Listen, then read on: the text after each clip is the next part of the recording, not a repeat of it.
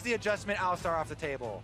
Okay, that is potentially an important change. With Alistar gone, it means Nocturne is first picked, and now the Aatrox can go over to Keen. But success of so many teams here at Worlds, the ultimate paranoia, taking the line with a tried and true combination. The innovators in North American LCS that first used this combination with Shen. Game 2 was a lot more even around bot side until Svenskeren got involved to Ornn. Something about Licorice here. No hesitation, by the way. Keen with the lock-in. Bit safer. Definitely going to be able to scale up once you get some more money onto Gangplank, which is easy due to the extra gold generation. Scaring though, this is a great setup for a Freak of Freaks and Spirit. Let's see who can roam down, because Spirit knows where he is, but that ward will not spot into the brush. That Barrow will, though, misses the body slam, gets the smite, though, and Spirit has a blue, but now the fear is there, and Svenskeren wants to chase. And how about the roams down? Ornn's coming over, and Lysandre has first dibs as well. Spirit may have just killed himself, sitting by the wall. He's close to getting Sven low, but the solo kill may come through. Will they hand the buffs off? What a spell shield! First blood for Svenskeren. For the junglers out there, never leave home without priority. If you invade without priority, the Ornn comes first, Lysandre goes to spot lane. And with Ignite on, this is a big trade on a Tucson. Now sneaks out a flash away, he cleanses out, nice! Flash forward by Kramer, finds himself the kill, and now Zeyzal has to run, has to flash out as well. 4 summoners missing for C9. If they want to commit very hard, you could see a movement from Kuro from the mid lane, but here comes Svenskeren. Sven 6 lights the route, taunt on a Thresh, popped right away. A 3v2 in the fight as they go for the Sun and a Zeyzal, and he will get traded. Now it's time for Kramer to take attacks, and he's going to be burning low, and Gragas is about to be in range for the ulti, so if they chase too hard on Spirit, Galio can turn it. A 1-for-1 either way as both supports have dropped. And level 6 there, so key for the side of C9, able to get that advantage. Keen. Do you have to be a little bit more cautious when you're playing Gangplank with Klepto rather than Grass? Bottom lane! Big. Oh, they're going to find the root now. Also on a sneaky as well. Big damage, and the Zeyzal's going to stay alive. Flashing just in time. And the flash maybe a little bit late, but now the answer on the backside. The flash, the heal to stay alive, just barely. He's going to stay up in this one, but now the Shen keeping a teammate in, but that hook was beautiful. And he's answering for Ascension in the first 2 games. Tucson finds 2 more kills for the squad. Another flay, sneaky. He's got to be careful, 1v3. Cannot quite find the answer. Flashing away. Oh, this should be enough. Watch out for the lantern. And now the top side, the fights just keep on happening. Sneaky cannot join this just yet. The slow in a Kramer, the Q's going to find one in the top lane. They've got damage to the Keen, but he's staying alive. 2 for 1 in the bottom lane, and Frigga comes out ahead. Oh, what a heal bait from Kramer! Question mark ping, they should be suspecting this because Raptors is not being cleared by the Gragas in quite a while. This is one of the hardest camps I have seen put up at Worlds. I think that actually lets him know. Yeah, It ended early.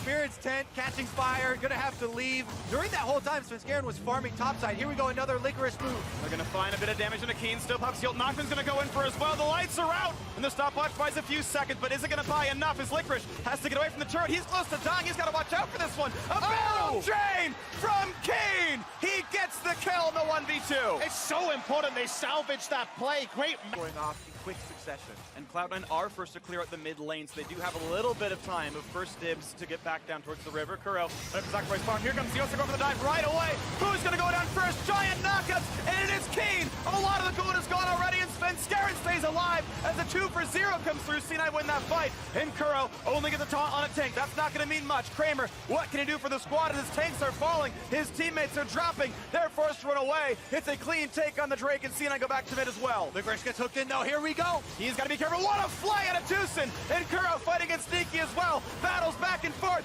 Jensen goes down, a kill on the backside of the fight. And will there be more? Will there be a snipe for Kramer as Sneaky runs, has to flash away from the hook? Flash hook for flash hook. It ends up being the trade. Kramer was zoned out. 3 there. The rest of the teams are collapsing. Keen cannot join right away, but he might try. And then once again, we look for the smites. They're up on both sides. Here comes TPs. Hook's not going to land. Here comes the rest of the squad. This will be another 5-on-5 as they're all going to rejoin. And the Dragon resets, but Sneaky is low. They've got to respect this. That snipe for Kramer. It's his 5th kill of the game. And Tucson's on the hunt. The battle for the Drake. Svenskeren gets it, but loses his life as more kills come through. 3 for 0 to Afrika with Baron alive. And they can run straight to it, Freak. 20.5 minutes into this game, Freak have the Ocean Drake regenerating their health bars, and they're starting it up. As a group 5, they have very good Baron damage and very good Baron turn. This should definitely be theirs. Only Lysandre and now the Ornn could contest. Teleport is being used. What are Cloud9 gonna do about it? Jensen can go in and self-ult to buy time,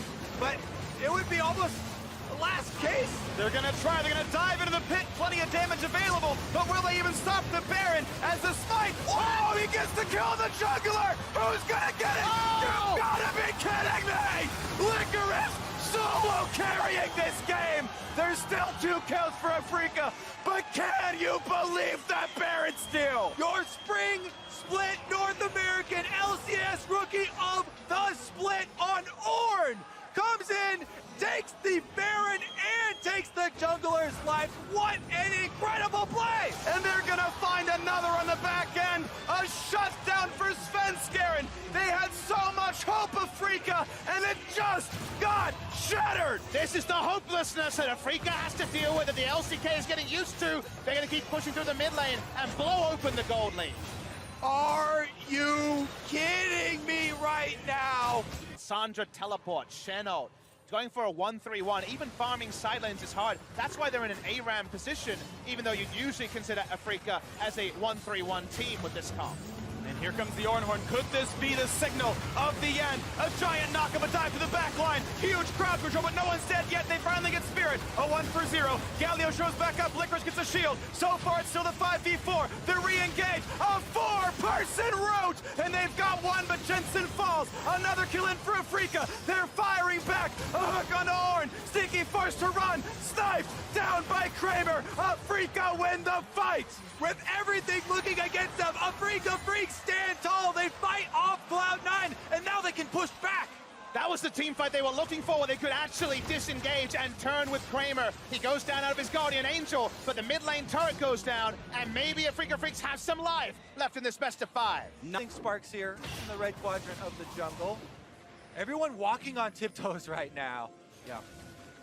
C9 given the space, though, to play for control. Licorice is the tank in the front line. They're going right now into the back line. It's low for Keen, but he's going to stay alive. Ornhorn calls, and they're going to find a knockup. Will they get any kills? That Spirit gone already. Jensen finds the back line. Looking for Tushin, he's low. Looking for Kramer, he's under 100. No kills just yet, just the one. And Tushin's walking away. Sneaky finally finds the second 5v3 for Cloud9. Incredibly hard to dive. C9 have been looking for backline access. They've been mostly rewarded. This one might not work well. Hook forward, not going to land here. Predator was popped, not going to find that engage either. Svenskeren waiting. Here comes the ult yet again. C9 want in. They're going to look for it, and they're going to find one towards Keen. He's running away, but he's been shut down. 5v4 yet again. Lissandra buys space. Sneaky cutting away. The fight resumes now, and it's going to be looking for Curl. He's shut down as well. 5v3, and Afrika's bottom side have to run away. They move is 5. Yeah, 5 members of Cloud9, the pride of North America, will rise to meet their destiny inside Afrika's base. And they're going to go for the first turret. They're going to try to be the first team ever in 7 years to make a semifinal from North America. The inhibitor falls, and C9 says the best way to win is to go towards Baron. This provides a tremendous amount of an advantage for the next team fight. Svenskeren is still on cooldown here for Cloud9. They do not want the heart. Oh, they're going for it! Oh, what a hook by Tushin! They're gonna find the way in, though. The Ornn's gonna come across, and the knockups are there. Is this the fight? It's 2-for-0, and the Guardian Angels are popped. This could well be it. Look at them clean up the map, and the last vestige of Korea has been destroyed. Cloud9 will make it to the semifinals. A 3-0 sweep. The first time in 7 years. Cloud9 in the top 4 at Worlds.